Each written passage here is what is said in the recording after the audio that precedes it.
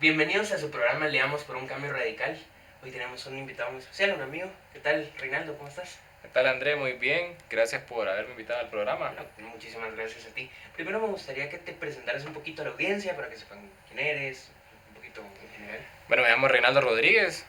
Estudio ciencia política, estoy por terminar. Me dedico a hacer filosofía, digamos, en algún sentido amplio, a leer filosofía, a estudiarla y aplicarlo, digamos, a temas que sean políticos, económicos y también a hablarlos en espacios como este.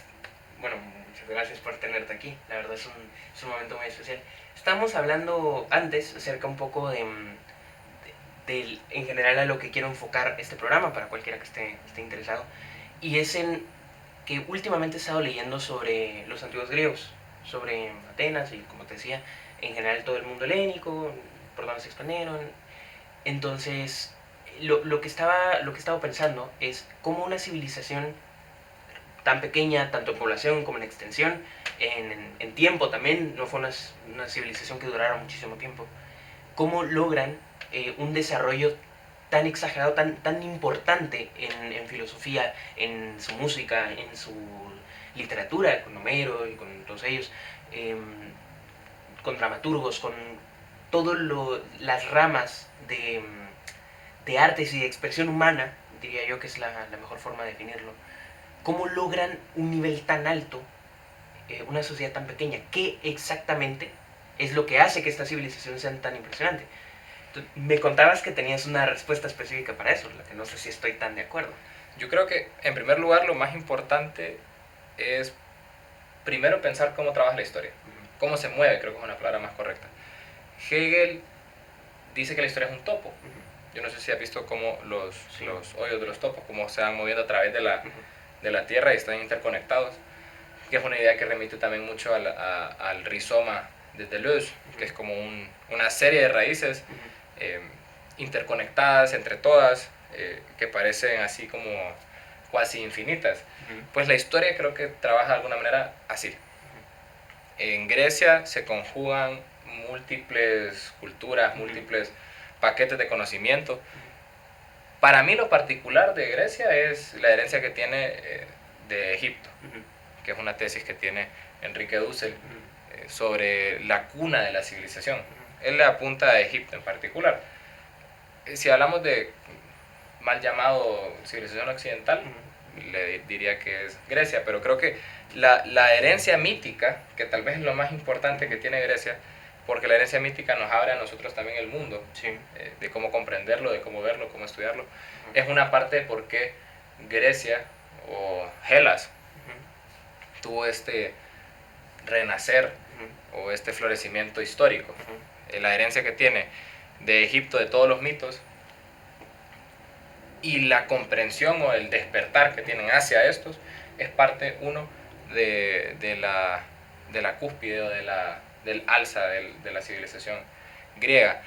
Dos, el hecho particular, que no estoy tan seguro tampoco, pero creo que es una buena tesis, de que tuvieran un abecedario. Es decir, el lenguaje en cualquier lugar trabaja de la misma manera. Sí. Son símbolos que significan o remiten a algo diferente que no a ellos mismos. Pues. Nosotros juntamos letras y que es un símbolo, y eso, la letra P, E, R, R, O, tiene digamos, es un símbolo que es un correlato con algo más. Exactamente, que es intencional a un Sí, perro, sí. a lo que nosotros vemos como el animal. Sí. El hecho de que sea, digamos, que el abecedario, por necesidad, por ser un abecedario, está conectado cada símbolo con un fonema, un sonido. Sí. Eso le abre el mundo a los griegos de una manera diferente que no tenían los egipcios. Que los egipcios tenían símbolos que eran literalmente intencionales hacia el objeto, ¿verdad? Claro, jeroglíficos. Eran jeroglíficos. Representan. Exactamente, Sí. lo representan Sí. muy, digamos, fidedignamente. Sí.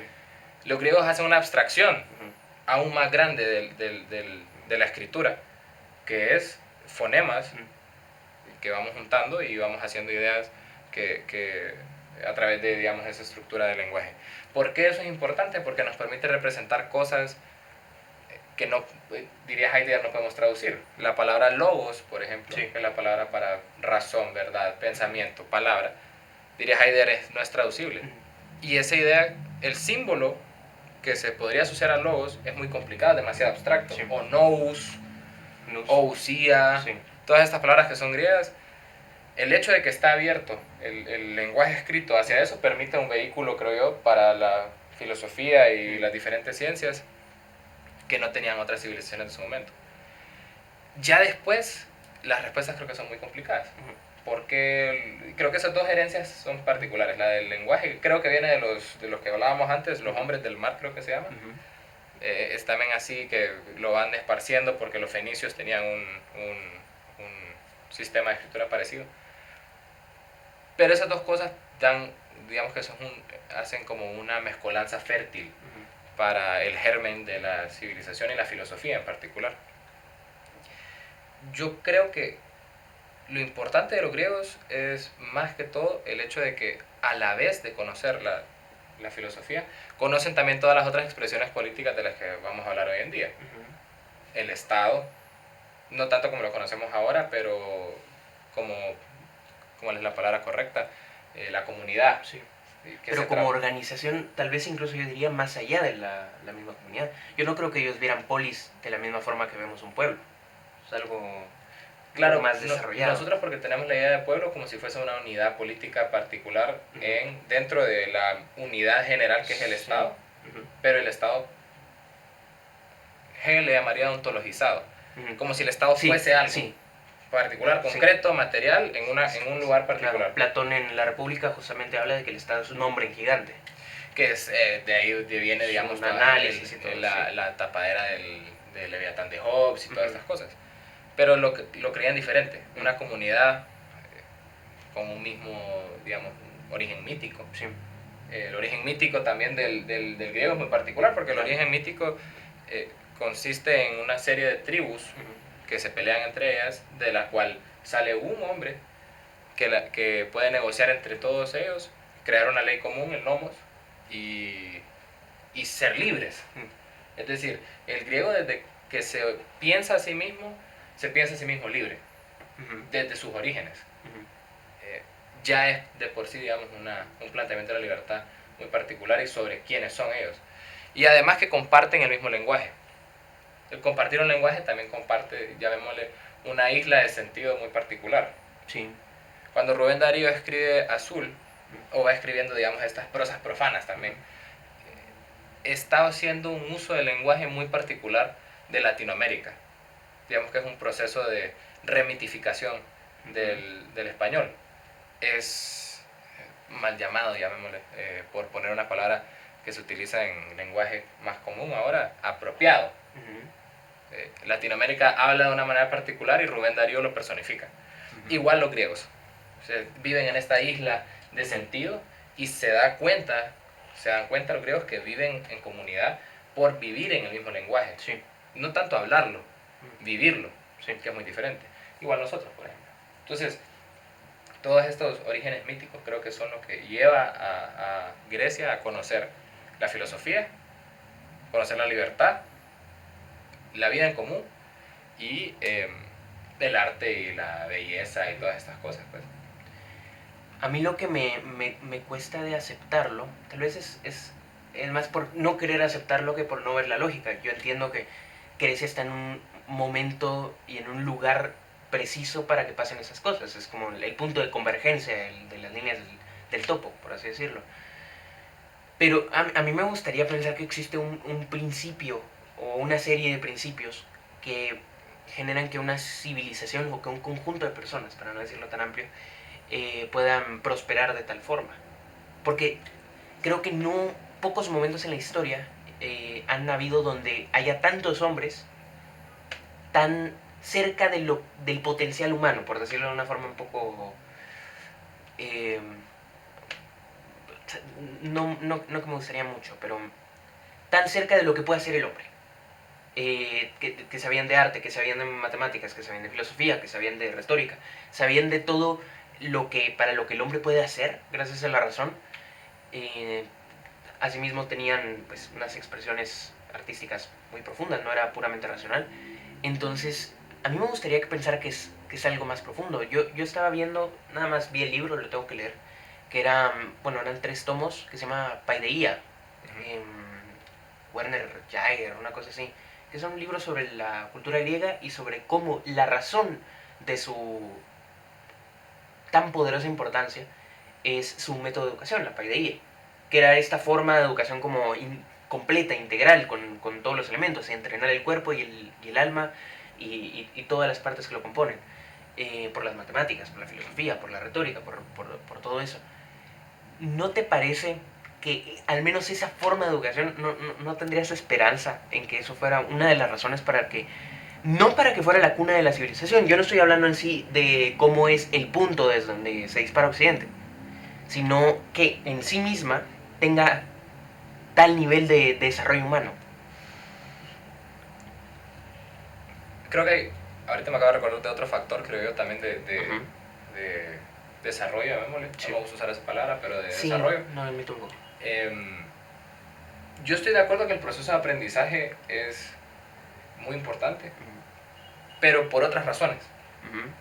Digamos, la mayéutica o Sí. el proceso socrático tiene en su origen o en su raíz la idea platónica de desvelar lo que ya dice y lo que ya está en vos. Sí. Es decir, para Platón el conocimiento es un tipo de anamnesis, Sí. de memoria. Una reminiscencia. Es decir, nosotros estamos recordando las cosas que ya sabemos. Platón entonces, de alguna manera, sienta las bases de un tipo de desvelo, de tener que quitarte, digamos, lo que te tapa, la ignorancia que te tapa, pero ya está en vos el conocimiento. Hacerte parir ideas, literalmente, como es mayéutica. Exactamente. Sí. Además, hay una cosa bien interesante en Aristóteles, bueno, hay múltiples cosas, pero muy interesante que llega hasta el día de hoy, en la hermenéutica contemporánea, por ejemplo, en Paul Ricoeur, en un texto que se llama ¿Qué es un texto? Lo recuerda, hablando sobre cómo Aristóteles se refiere al lenguaje. Lo que dice Aristóteles es que nosotros decimos lo que ya dice el lenguaje. Es decir, por ejemplo, yo no puedo decir, mira ese perro de allá y que hay un gato, porque el lenguaje mismo no dice eso. Nadie te entendería a lo que te referís. Por eso el problema político actual es de que la detención de las palabras, todos quieren detentar los significados. Sí. Porque el lenguaje no dice lo que no dice y dice lo que dice. ¿Por qué es tan importante y esta gran mezcolanza que estoy haciendo? Porque los griegos se dieron cuenta que tenían uno dentro de ellos, ya sea por naturaleza o por el, digamos, este proceso metafísico de la creación y la reencarnación del alma platónica, que ya en nosotros está todo lo que necesitamos. Sí. Y en segundo lugar, entienden muy bien el lenguaje y el rol del lenguaje. Son muy precisos para hablar, creo yo. Aunque ya después en la historia hay problemas con los textos, especialmente con Aristóteles, porque no es muy sistemático. Claro. Causa problemas en el concilio, si no me equivoco, de Nicea, donde se quiere establecer, los orientales hablan de hipóstasis y los occidentales hablan de osía, hablando sobre la naturaleza divina. Las dos palabras significan naturaleza, pero también significan otras cosas. Claro. Bueno, el lenguaje habla por sí mismo. Pero otra cosa que me acabo de acordar es que hay un texto en Hegel, no me acuerdo cómo se llama ahorita, no me acuerdo muy bien tampoco particularmente cómo es todo el texto, no me acuerdo qué dice. Pero está hablando sobre las civilizaciones libres y cómo las civilizaciones libres son talasocráticas. Sí. Es decir, las ideas de libertad que nosotros tenemos vienen del mar. Vienen de dominar el mar. Claro. Y el hombre nunca lo termina de dominar. No. Pero las civilizaciones que nosotros llamamos libres habitualmente tienden a expandirse a través del mar. Inglaterra, que bueno, tiene, digamos, todas sus contradicciones internas, pero toda civilización. Pero Inglaterra tiene una tradición de la libertad a través del common law y a través de, digamos, sus ideas sobre el gobierno. Son los primeros. Hobbes, como hablábamos hace unos días, es el primer liberal también, hablando sobre las razones las razones para justificar el dominio. Bueno, Estados Unidos lo recibe también. Estados Unidos es probablemente la única república en pie. También tenemos otros países que son Grecia, Roma por alguna parte se vuelve talasocrático. Es decir, todas, Roma talasocrático. pues cuando conquistan Cartago, ya eran repúblicas, si no me equivoco. Creo que sí. Ya eran repúblicas. Es decir, ya tenían un sistema de gobierno de libertad, lo que nosotros los occidentales llamaríamos libertad. Y tienen que conquistar el mar para ello, porque sus enemigos están allá. Pues bien, creo que todos estos factores son parte de por qué Grecia es lo que es en nuestro imaginario también y en la realidad histórica. ¿Cómo eso nos afecta a nosotros? Creo que para, digamos, continuar con lo que habíamos hablado antes también, que habíamos hablado sobre el proceso de aprendizaje y la importancia, digamos, de la filosofía. El griego, en primer lugar, nos hereda una idea sobre la plenitud humana de una manera muy distinta a como se ve ahora. Es decir, para que el griego pudiera llegar a la plenitud tenía que aprender todo. Sí. Porque ya estaba en él. Sí. Solo tiene que sacarlo. En ese sentido es una realización de... Se está acercando a ser más sí mismo. Claro. Es decir, es sé lo que ya eres. Sí. Ese es como el dictamen. Sí. El dictamen griego. Y hay un tema del conocimiento también muy particular que es lo que le dice el oráculo de Delfos. Bueno, lo que se dice, lo que está inscrito en la entrada del oráculo. Lo que de conócete a ti mismo. Nótese auton. Conócete a ti mismo. Sí. Si te conoces a vos mismo, sabes todo. Es todo lo que tenés que saber. Muy bien, el legado que tienen el día de hoy es muy diferente, porque los procesos de tecnificación y la herencia que tenemos de las épocas industriales Es nos han separado una mucho, educación radicalmente diferente. pero es por un proceso de modernización. Sí. Es decir, ¿quién era el hombre libre en Grecia? Tampoco era el campesino que estaba, Claro. o el elote que estaba como esclavo. Sí, sí, sí. Habían esclavos que eran hombres libres, en un sentido, digamos, particular de la palabra. No eran subyugados, sino que Sí, estudiaban no era, y toda claro, la cosa. Sí, no era una esclavitud a la Estados Unidos con los... Claro, digamos, americanos. eran diferentes Sí. formas de dominación. Pero la sigue dominación, siendo una dominación. Igual es dominación. Sí. Políticamente hablando, Sí. podrían haber sido subyugados en cualquier momento. Pero creo yo que la conexión es que en el día de hoy, el proceso de modernización y el proceso de lo que se llamaría la inclusión del proletariado a la ciudadanía, con los procesos del estado, de modernización de los estados, 1800, 1900, la revolución industrial, los estados de benefactores, cambian esas dinámicas. Los griegos, los ciudadanos eran ciudadanos, solo se encargaban de gobernar y hacer las cosas bonitas del mundo, como las monarquías o las noblezas europeas, como las noblezas orientales, solo se encargan de pensar y de... Es un método aristocrático. Claro. Cuando la aristocracia se diluye, sí, entonces se pierde el sentido, digamos, de tener que educarse porque hay que trabajar. Es decir, el proceso que surge, que es lo que es una reacción, digamos, contraria a la aristocracia, es que nace, digamos, en la Revolución Francesa, a pesar de que solo sea de burgueses, ya estaba la idea de que el burgués ya trabajaba. Pues. Sí. O sea, el burgués tenía la vida aristocrática, pero tenía que trabajar. Sí. Digamos que se va diluyendo a través de la historia, que concluye esa digamos, arquetipo burgués termina también en la Unión Soviética. Y la Unión Soviética es muy griega en ese sentido. Hay unas cuantas generaciones de soviéticos. ¿Y por qué estoy tocando este tema? Y vamos a llegar al punto.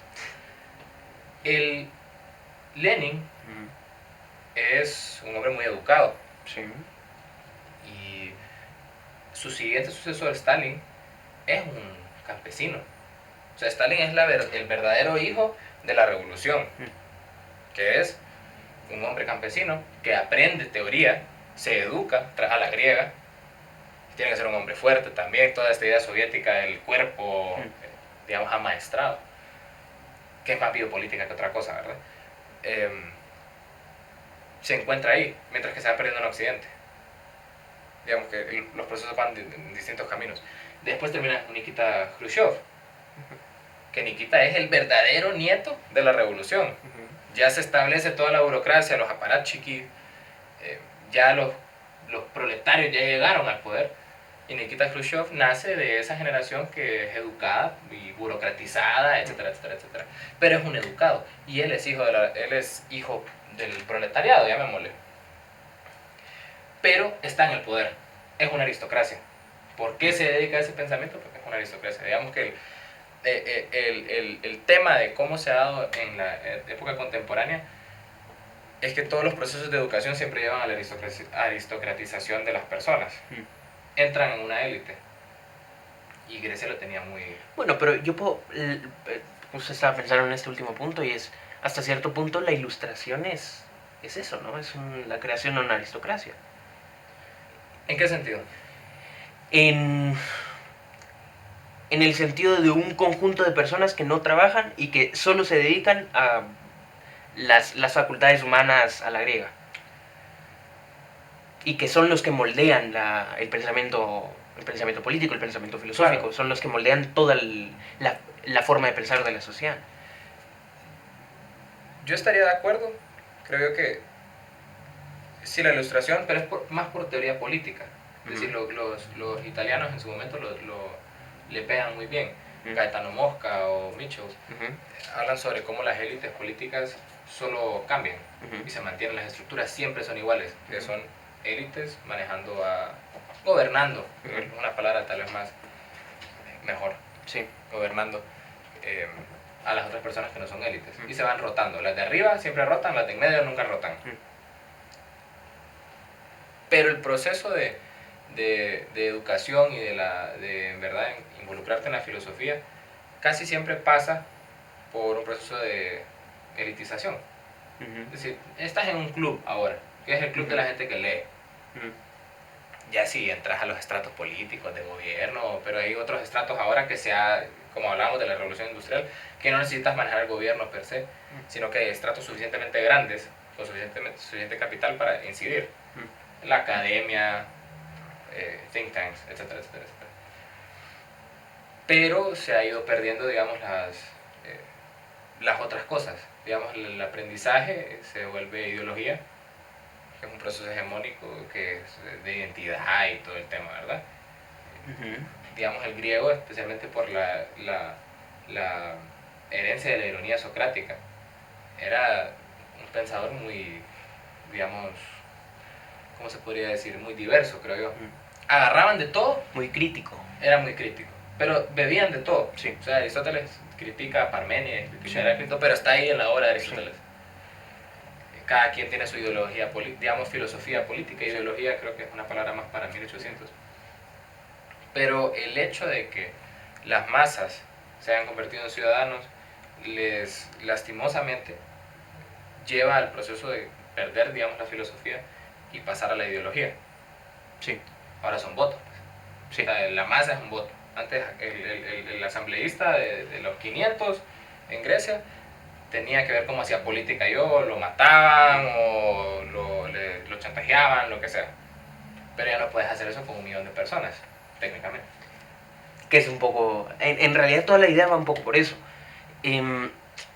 Primero, yo creo que la diferencia, sobre todo, entre esta forma griega de educación, no es tanto del lado político. Creo que lo de ideologías, de que ahora la educación es una ideologización. En el sentido, yo me cultivo por darte un ejemplo, en marxismo. Por dar un ejemplo cualquiera, podría ser cualquiera. Y solo me mantengo en esta burbuja de leer marxismo y convivir en el marxismo y soy marxista. Y no soy una persona pensante que lee de todo y absorbe lo que le parece más razonable. Yo creo que eso sí aplica a la política, pero no creo que es el problema que veo hoy en la educación. Creo que el problema que veo en la educación es que es externa. Es el desarrollo de una habilidad técnica que no está en sí relacionada con lo que yo soy. Es decir, yo soy capaz de hacer un Excel, pero no es como que me cultiva hacer un Excel. No es como en el sentido de que, o incluso si yo aprendo piano, sé tocar piano. Y yo puedo tocarle a las personas que me están invitando, que invité a mi casa y les enseño que sé tocar piano. Pero eso no me cambia como persona, es externo a mí. Es un conocimiento que está fuera de mí. No a la griega en el sentido de que me estoy cultivando, estoy floreciendo como ser. Y en ese momento creo que es que se pierde algo tal vez lo más importante que tiene la educación, en mi opinión, que es el florecimiento del ser. La educación es una victoria de la técnica. ¿Por qué? Ujú. Los déspotas ilustrados, a finales de 1800, empiezan a dar educación pública. Ujú. Y el proceso de la educación ahora, en primer lugar, es hegemónico. Sí. Es decir, la educación pública tiene un discurso, una narrativa particular sobre cuáles son las ideas sobre nación, sobre qué cosas vamos a enseñar, cómo vamos a enseñar la historia, etcétera, etcétera, etcétera. Que esas son las quejas que todo el mundo hace sobre la Unión Soviética, por ejemplo. Pero yo las puedo hacer igual sobre Estados Unidos. Las puede hacer sobre cualquier lugar, en realidad. Todo el mundo borra y actualiza la historia como quiere, porque siempre está es narrativa, es hegemonía. Sí. Ahora bien, además del hecho de la, digamos, ¿cómo se llama esto? La certificación. El hecho de que ahora el hombre educado no es el que tiene una biblioteca en su casa como antes, como digamos Rousseau, que Rousseau era un hombre pobre, llamémosle. Lo invitaban así a los eventos de cámara, reuniones de cámara, a pesar de que, pues yo me imagino que él no era así de su, digamos, clase de modos social, muy, claro, de muy esa clase, llamémosle. Era un burgués muy bajo, pero su educación provenía de haber estudiado, de haber leído sí. Mucho. Es decir, muy bien, que bien que pasaste por la universidad, pero hay un montón de gente que le enseñó a su tutor, como sean los reyes o los nobles, y pasan por la universidad, etc. Pero ahora es muy importante el tema de la certificación. ¿Quién te certifica que sos educado? Sí. Y entonces la plenitud de la educación implica el doctorado, la maestría y en temas que produzcan. Y en una universidad que yo respete. Exactamente. El proceso educativo ha sido cerrado hacia un proceso técnico, sí. de que creamos aquí un ingeniero, creamos un politólogo. Y eso lo hace más hegemónico todavía, porque hay una lectura de qué es ser economista. Nosotros somos de la Universidad Francisco Marroquín, pero justamente hablábamos la otra vez de cómo el discurso económico, yo no estoy hablando de que sea correcto, no es el punto ahorita.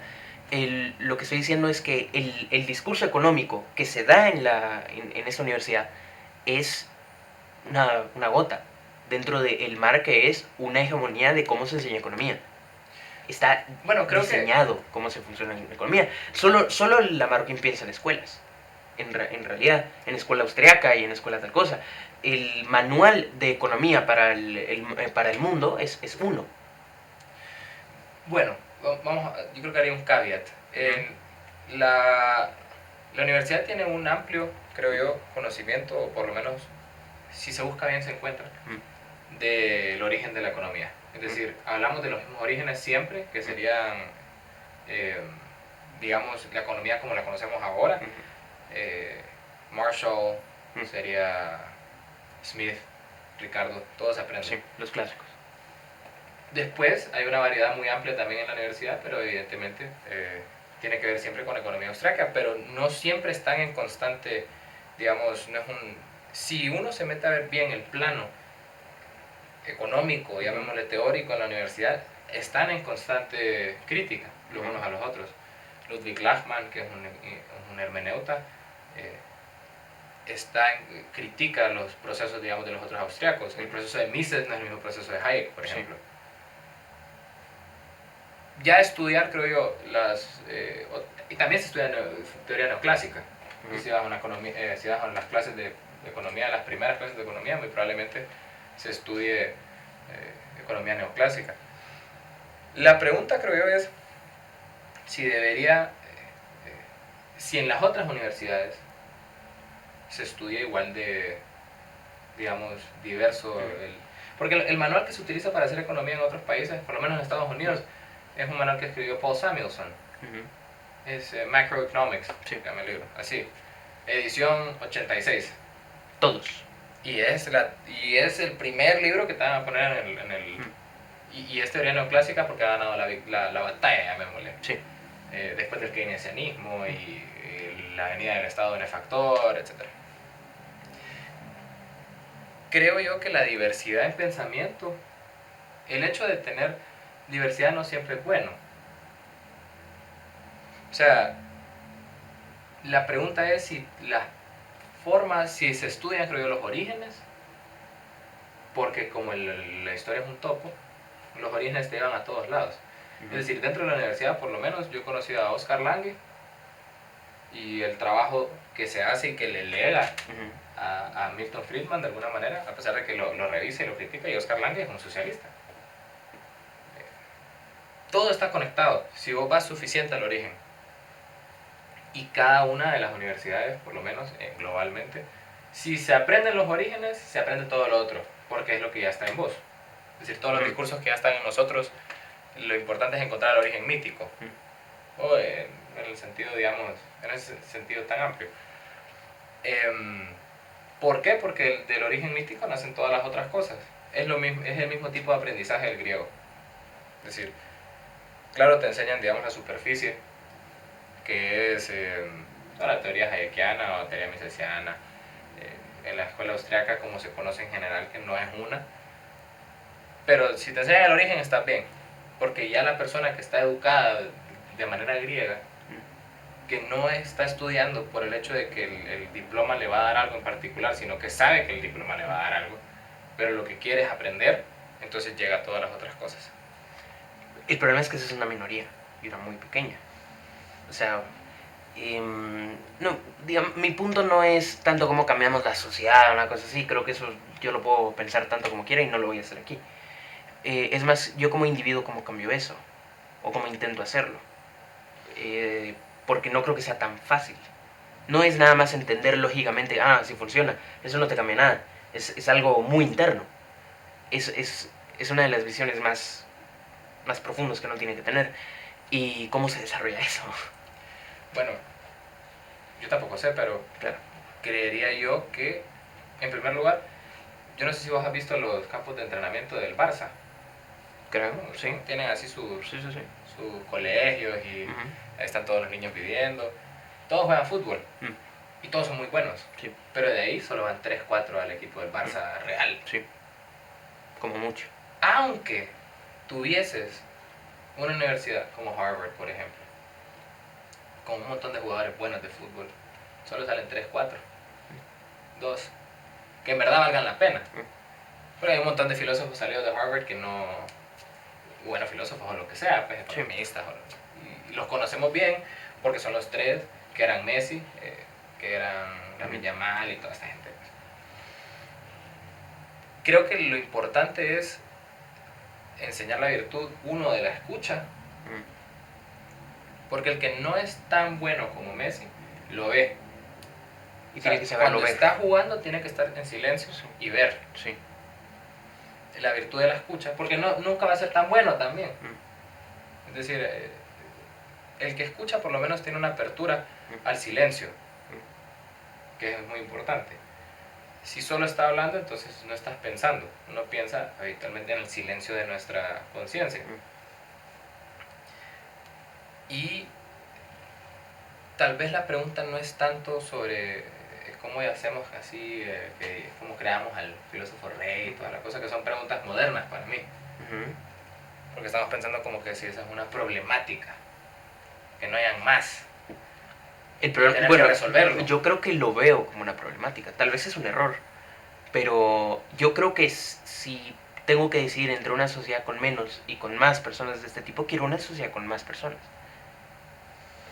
Yo tal vez la diferencia, y que creo que siempre hemos tenido esta discordia, es que los hombres virtuosos, hombres y mujeres virtuosos, no siempre dependen de un gran andamiaje, llamémosle, filosófico, haber leído todas las obras y así. Escucharlas es suficiente, creo yo. Y la curiosidad natural brotará en algún momento. Es decir, mientras las preocupaciones del hombre siempre sean el trabajo y el trabajo y el trabajo, irse a dormir y trabajar de nuevo, como Kafka, es muy difícil que se dedique suficiente tiempo a este tipo de cosas. Por eso el sueño, digamos, tecnofuturista, pues no tenemos que trabajar, todos los robots hacen todo y ahora podemos dedicarnos a todas las cosas que queremos. Que ya lo vive Elon Musk. O sea, eso lo dice Zizek, no me acuerdo ahorita muy bien, y para no salirme del tema, no lo toco, pero también los comunistas.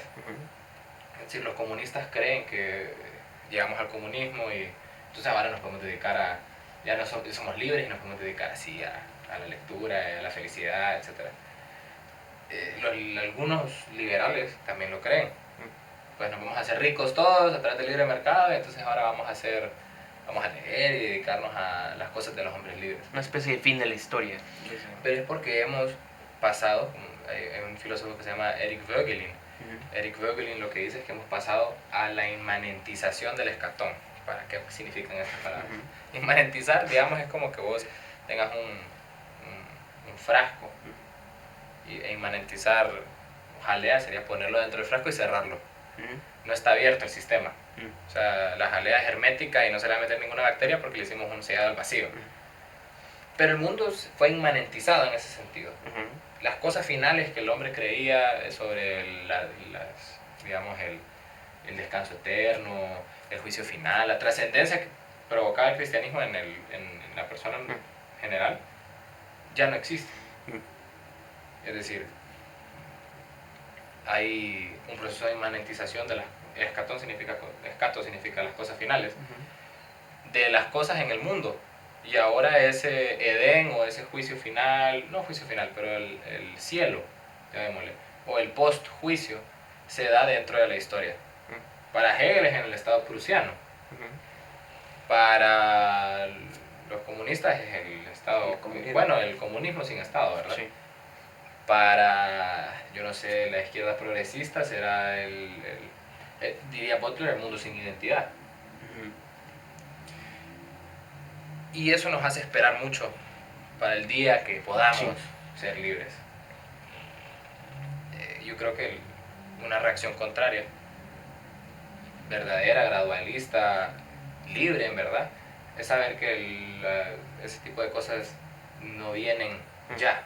No hay ideología política, no hay proceso económico que nos lleve a ese nivel de felicidad rampante que vamos a tener, y no sé si lo quiero tampoco. Es decir, para que el hombre aprenda tiene que saber que las condiciones de su vida pues no se van a desaparecer el día de mañana, e igual tiene que querer lo suficiente, llegar a su casa después de trabajar un trabajo de 7 a 5, en el mejor de los casos, y no obrero, y llegar a su casa a ver si lee la Odisea. Es decir, es mucho mejor el proceso de que lo escuche y que no muera en el intento, ¿verdad? Porque está cansado, a que lo vaya a leer después de ir después de las condiciones en las que el hombre en general vive, pues. Creo que la virtud de la escucha es más importante que la virtud de la lectura, aunque quisiera que todo el mundo lea.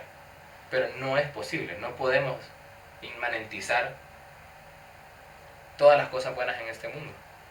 Lo que pasa es que creo que en parte creo que se puede llegar a tener escucha sin lectura, pero creo que es mucho más fácil llegar al entendimiento de por qué tengo que escuchar si leo. ¿Cómo así? Creo que la escucha, el momento en el que yo pienso me voy a callar y voy a escuchar a este tipo, es en el momento en el que uno se da cuenta de que no sabe nada. Como en esta cosa medio socrática de no tengo idea. Y uno solo sabe que no sabe nada en el momento en el que se enfrenta frente al muro que es el mundo. Y el muro que son todas las personas, y que todas las personas son todos estos autores, todo este conocimiento humano que jamás voy a llegar a absorber una gota. Y todo lo que sabe el hombre no es ni una gota de lo que es en sí la verdad. Entonces, es en ese momento en el que uno tiene la necesidad de decir, me voy a callar y voy a escuchar a este tipo. Y creo que para eso es necesario enfrentarse a este muro, intentar, yo voy a conocerlo todo y darse el muro, y creo que eso se logra por la lectura. Yo creo que un problema en las personas que no escuchan, hablando así como la escuchan en un sentido general, sí. es que las respuestas vienen preconfiguradas y hay 1.000.000 de respuestas. Es decir, el marxista te va a decir sobre el sistema económico que está manejado por los sucios capitalistas. Los liberales te van a decir que las opciones de mercado siempre traen cosas buenas, la libertad y así, a largo plazo. No sé, otro grupo político los rusos como seguidores de Dugin te van a decir que Rusia es la tercera Roma y que hay que restituir digamos, el punto geopolítico del mundo a través de la restitución de Roma. Pero ya está preconfigurada esa respuesta. Es decir, ya la escribieron, ya todo el mundo la tienen masticada, medio aprendida, nunca leyeron los libros de donde vinieron. Lo más importante es en verdad saberse ignorante, que no es tanto por la lectura, es más una virtud, creo yo, de humildad. Es decir, la respuesta preconfigurada sale automáticamente, pero ese detenimiento de no sé es parte del proceso de captar, diría San Pablo, una captatio benevolente, la manera en que la persona que va a hablar se presenta, como lo dice, etc. Y que la persona reconozca que puede que no sepa. Es muy complicado en general. Cuando San Pablo llega al Areópago en Grecia, lo primero que dice es, usted ve una estatua de un dios desconocido, viene y dice, ustedes tienen un dios desconocido, empieza con una digamos, ¿cómo se llama eso? Un interrogante en el mismo mundo simbólico del griego, o sea, no desde el cristianismo, sino que desde allá. Y él dice, yo lo conozco, y tiene que hablar desde las formas o desde las figuras simbólicas que tienen los griegos para poder vender una cosa que es totalmente diferente, pues, que es de cultura semítica, que viene en un lenguaje muy diferente, no es la misma tradición, la rudeza digamos, de la tradición judía antes del cristianismo es muy diferente a la finura, digamos, del griego, figura intelectual, llamémosle. Sí. O sea, no es que no son filósofos, tienen otra gran sabiduría, por ejemplo, pero no son filósofos. Y en ese proceso, que es un proceso hermenéutico, Gadamer le llamaría la fusión de horizontes, lo más importante para sacar al otro de la respuesta preconfigurada es hablar desde la preconfiguración que ya tiene. Fusiono este horizonte que está aquí, digamos, como ver el mar y el cielo. Uno no sabe cómo distinguirlos en el punto del horizonte. Bueno, encontrar esa parte indistinguible entre lo que yo hablo y lo que el otro escucha. Eso creo que abre la puerta a la filosofía o al pensar. Es decir, cuando los primeros cristianos vienen aquí a América, la pregunta es cómo le hablo a estas personas sobre un tema que no conocen, con categorías de lenguaje que no conocen y un proceso filosófico que no conocen.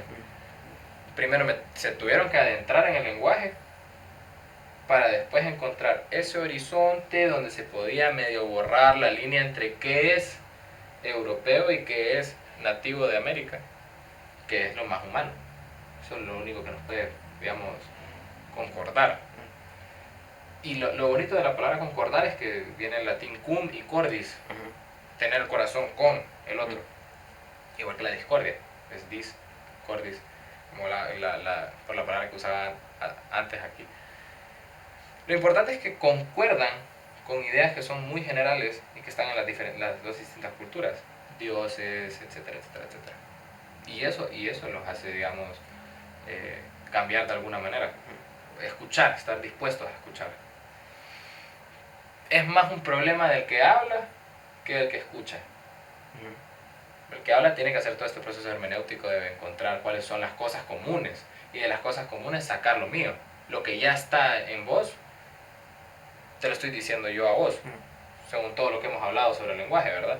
O sea, de alguna manera el cristianismo ya está en vos, en ese caso. O de alguna manera, bueno, así como hablábamos de San Pablo y de los conquistadores. Es un problema de hacer fusiones de horizontes. Y ya de ahí, cómo se hace y todo eso, pues es una sabiduría a la cual no he llegado, o tal vez he llegado cuando alguien escuche esto y cambie de parecer sobre lo que pensaba. Bueno, esperemos. Esperemos que sí. Para ir cerrando, que me parece un buen punto para cerrar, bueno, creo que es una recomendación curiosa, ya no es una recomendación de leer, es una recomendación de escuchar. Pero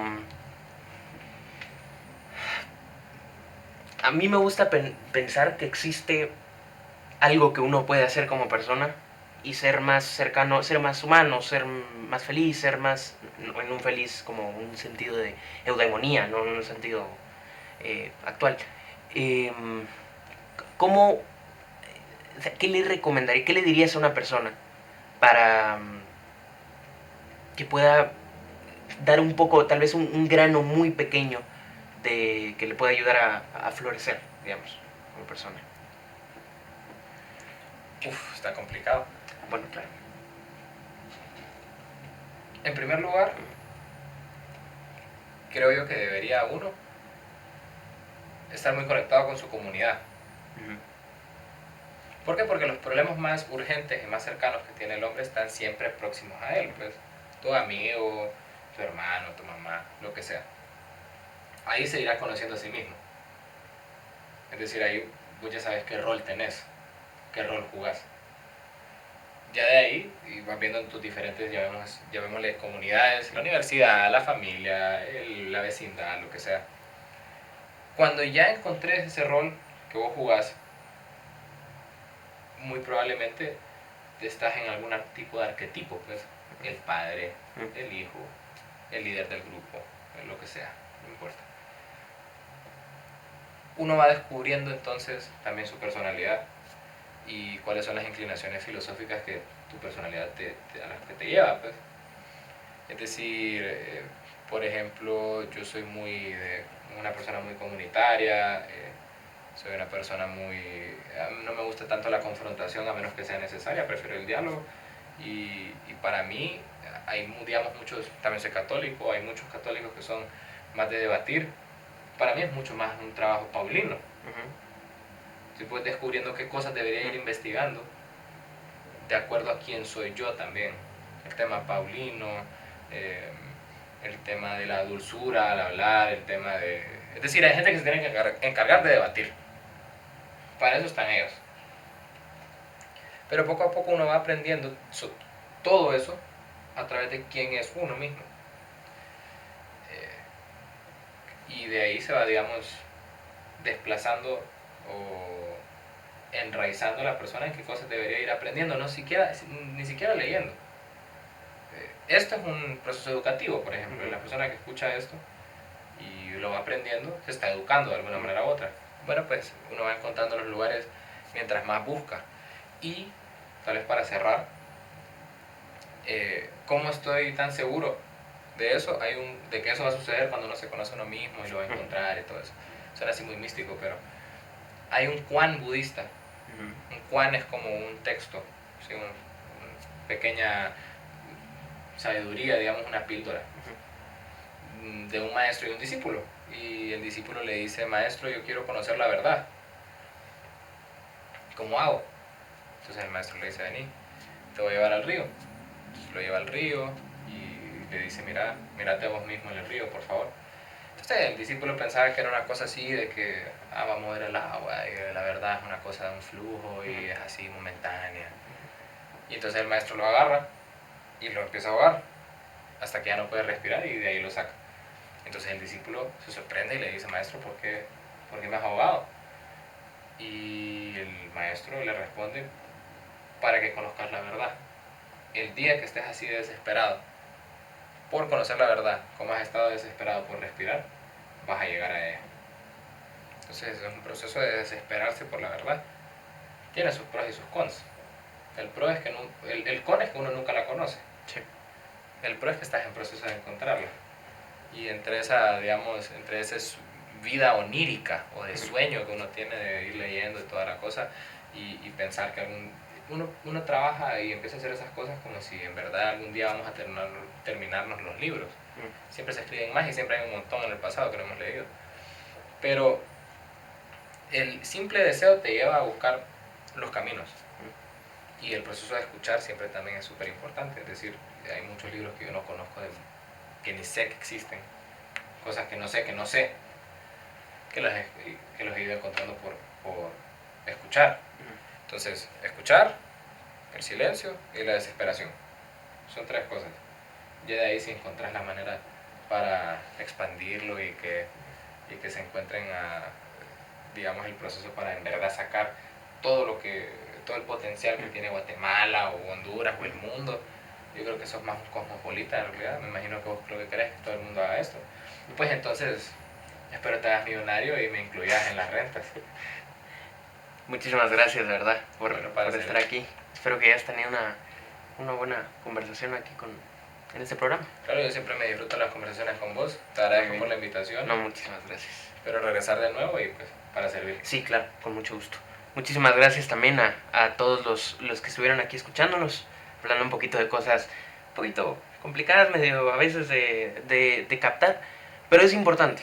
Yo creo que es importante, y en el momento en el que uno va entendiendo cada vez más, uno más se da cuenta de lo poco en realidad que sabe y de lo interesante que en verdad es. Entonces, muchísimas gracias.